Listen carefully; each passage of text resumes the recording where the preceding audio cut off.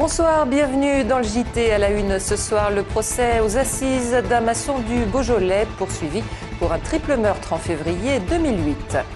La multiplication des épisodes de pollution à Lyon, le plan de protection de l'atmosphère va devoir être révisé.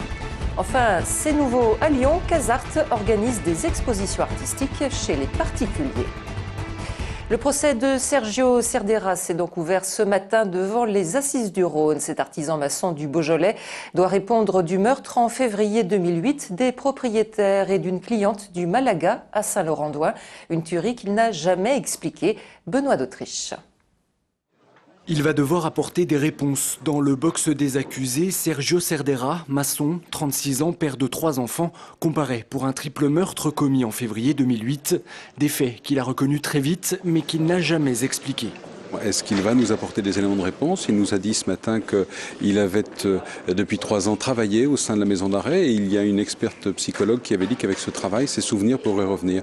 Donc je l'attends et nous l'attendons de pied ferme pour qu'il nous donne enfin ces bribes d'explication. C'est dans ce restaurant de Saint-Laurent-d'Ouin que la tuerie a eu lieu. Sergio Cerdeira, ivre au moment des faits, tire avec un pistolet sur une cliente et sur les 2 patrons de l'établissement avant de s'acharner sur le corps d'une des victimes avec un couteau de chasse. Des faits d'une rare violence, bien loin de l'image de ce père de famille modèle. 3 ans après, le mystère reste donc entier. Première piste pour les magistrats, des problèmes d'alcool qui rendaient parfois l'accusé très agressif. Si on sort en fin de semaine parfois et qu'on profite de ces sorties pour s'alcooliser de manière importante et excessive, c'est vrai qu'on pointe du doigt un problème d'alcoolisme, en tout cas un problème d'addiction. Et à mon avis, il y en a eu et que ce soir-là, on était dans ce cadre-là. Demain, l'examen des faits devrait donc permettre d'en savoir un peu plus sur ce qui s'est vraiment passé à l'intérieur du restaurant. Aucun témoin direct n'a assisté à la scène. Le verdict est attendu vendredi soir. Sergio Cerdeira encourt la réclusion criminelle à perpétuité. Depuis ce matin, une cinquantaine de salariés du groupe de restauration collective Sodexo occupent le siège de la direction régionale à Oullins pour réclamer de meilleures conditions de travail et une revalorisation des salaires en fonction des résultats de l'entreprise. Et les grévistes sont bien décidés à rester sur place tant qu'aucune négociation ne sera engagée avec la direction. Un responsable syndical est au micro de Clélia Gauthier. On souhaite, c'est qu'on revienne sur les négociations annuelles. On veut la part de marché, on veut la part du gâteau. On le mérite, c'est notre part, c'est notre dû. Il n'y a pas plus, pas moins. On ne demande pas des mille et des mille, on demande qu'on se pose sur une table. L'argent qui a été donné aux actionnaires, on veut une partie de cette somme-là. Il y a 409 millions d'euros qui ont été donnés aux actionnaires et 1,4% pour les salariés. Trouvez l'erreur. On a décidément bien du mal à respirer dans l'agglomération lyonnaise. Les épisodes de pollution, notamment aux particules fines, se multiplient, aujourd'hui encore. Et si l'on devait appliquer les directives européennes en matière de protection de l'atmosphère, Lyon serait largement à la traîne. Leïla Kessi. Dépôt d'échappement, une surconsommation de chauffage, un beau ciel bleu. Depuis quelques jours, tous les ingrédients étaient réunis.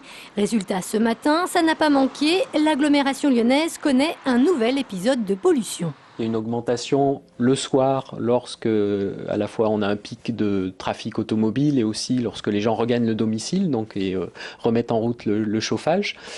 Une diminution pendant la nuit et une réaugmentation le lendemain matin avec la reprise d'activité économique. Fixé jusqu'ici à 80 microgrammes par mètre cube, le niveau d'alerte à la pollution en particules fines a depuis quelques semaines été revu à la baisse sur décision de l'Union européenne. Désormais, il est de 50 microgrammes, autant dire que depuis le début de l'année, il a été très souvent dépassé dans le Rhône. On a déjà une quinzaine de jours depuis le début de l'année de dépassement de cette valeur, sachant qu'il ne faut pas la dépasser plus de 35 jours par an. Donc sur l'ensemble de l'année, il y a malheureusement des chances pour qu'on soit au-dessus. Un changement de législation donc qui ne devrait d'ailleurs pas être sans conséquences. Il y a une situation de pré-contentieux d'ailleurs avec la communauté européenne, la France en tout cas, parce que la réglementation n'est pas respectée. Cette nouvelle réglementation européenne qui doit entrer en vigueur dans quelques semaines devrait coûter cher, même très cher à la France, plusieurs dizaines de millions d'euros. Autant dire que les Lyonnais devraient être invités très prochainement à lever le pied. Les socialistes du Rhône en ordre de bataille pour les cantonales de mars prochain. Ils ont présenté ce matin leurs 15 propositions pour le département, avec en ligne de mire la présidence du Conseil général qu'ils espèrent remporter à l'issue des élections. Seuls 2 cantons les séparent en effet de la majorité départementale. On écoute à ce propos Dominique Bollier, en charge de la campagne des socialistes, au micro de David Segal. Nous sommes à 2 sièges d'une majorité de gauche. Oui, l'enjeu pour nous, c'est de devenir responsable de l'exécutif du département, d'avoir la présidence et tout l'exécutif. Mais encore une fois, non pas pour détenir un levier de pouvoir, tout simplement pour être porteur de véritables propositions et d'un projet que nous souhaitons discuter avec les Rhodaniens. Ils ont été sacrés champions d'Europe de danse sur glace le 28 janvier dernier. Nathalie Péchala et Fabien Bourza ont effectué quelques tours de piste cet après-midi à la patinoire Charlemagne et resteront à Lyon quelques jours pour visiter leurs familles respectives. Ensuite, les 2 patineurs lyonnais devront retourner à Moscou où ils ont en fait choisi de s'entraîner pour ne pas rester dans l'ombre d'un autre couple lyonnais désormais à la retraite, Isabelle Delobel et Olivier Schoenfelder. Un choix que les nouveaux champions d'Europe ne regrettent pas du tout. Ils sont au micro d'Émilie Deschamps. Pour l'instant, on est bien à Moscou. Tant qu'on aura quelque chose à apprendre là-bas, je pense qu'on y restera. Après 3 ans de travail, on arrive à obtenir une première médaille et une médaille d'or. Donc on ne peut pas dire que ce soit un mauvais choix, c'est juste un changement. Ça fait toujours plaisir de revenir à Lyon. C'est vrai que dès qu'on a l'occasion, on rentre parce qu'on a beaucoup de personnes qui nous entourent, qui sont ici. Notre costumière, notre agent, notre préparateur mental, notre préparateur physique qui est aussi kiné. C'est vrai que dès qu'on est ici, on se sent à la maison et on se sent entouré et soutenu. Exposer des œuvres d'art chez soi, à domicile, c'est désormais possible. Une jeune Lyonnaise a eu l'idée de mettre en relation artistes et particuliers pour des expositions alternatives à celles présentées en galerie. Casart permet ainsi aux nouveaux talents de se faire connaître. Gérald Bouchon. Bienvenue à l'exposition Casart. Entrez. Eric habite à la Croix-Rousse, une cuisine logée dans une véranda, un salon dans ce qui fut autrefois un atelier de canut, bref un appartement atypique aux murs blancs sur lesquels fleurissent déjà quelques œuvres d'art, peinture et collage réalisés par l'artiste Chudo. Si on arrive à mélanger donc, entre l'œuvre entre l'artiste et le particulier, le courant est tout de suite passé et l'appartement va servir de cadre fin février à une expo éphémère sur le thème des médias et de l'information.